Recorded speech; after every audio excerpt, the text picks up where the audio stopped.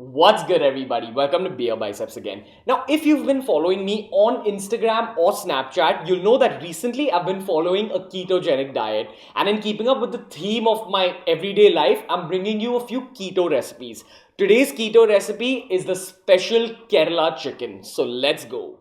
These are all the ingredients we need to make that spectacular Kerala chicken, starting with pepper, my favorite ingredient and one of Kerala's favorite ingredients. I've used 2 teaspoons here. Next, coming to a teaspoon of salt for flavor, a teaspoon of Garam Masala, a teaspoon of haldi or turmeric for all that beautiful color, and next 2 teaspoons of mustard seeds, super essential for crunch and flavor.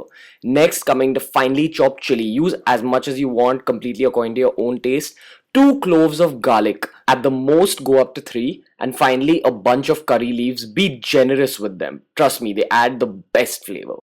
Next, let's talk about apple cider vinegar. Adds kind of a sweet tanginess, but more importantly, tenderizes the chicken.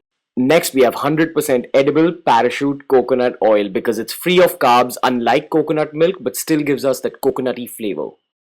Now, I'm going to be using chicken legs here, and whenever it comes to Indian cooking, you got to remember the 1-3-1-3 rule.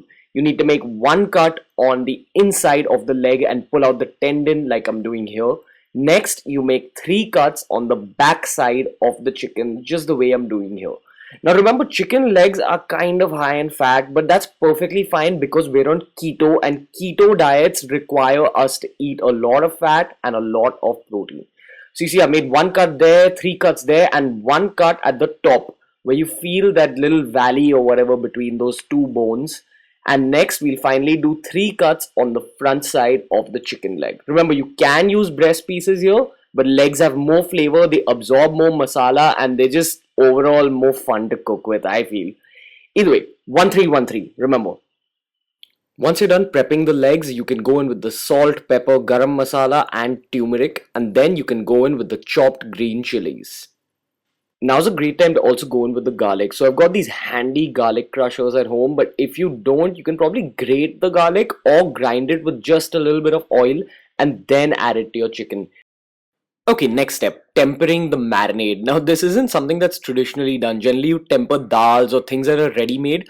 But here, we're going to temper the marinade using one of these tempering spoons that's there in every Indian house. And then I'm going to go in with that sexy coconutty flavor and those amazing mustard seeds. I'm going to heat the coconut oil with the mustard seeds on a super fast flame until they start spluttering and they become all nice and crunchy. Then I'm going to withdraw the spoon from the flame and add curry leaves to the mix. Make sure you don't burn the curry leaves. That's why it's important to withdraw the spoon. And finally, you're left with this gorgeous mixture of mustard seeds, curry leaves and coconut oil.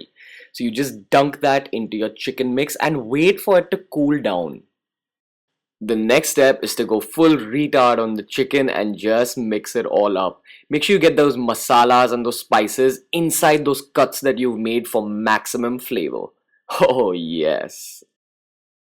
Next step is to crank up that oven to 250 degrees or whatever the maximum temperature is. Don't be afraid of overcooking it. It's very difficult to overcook chicken legs because of the bone. It keeps the flesh moist. Now, unfortunately, if you don't have an oven at home, it might be a little difficult to cook this. But what you can do is just place the chicken on a pan and then keep some kind of container on top of it. So you make an artificial oven on a tawa.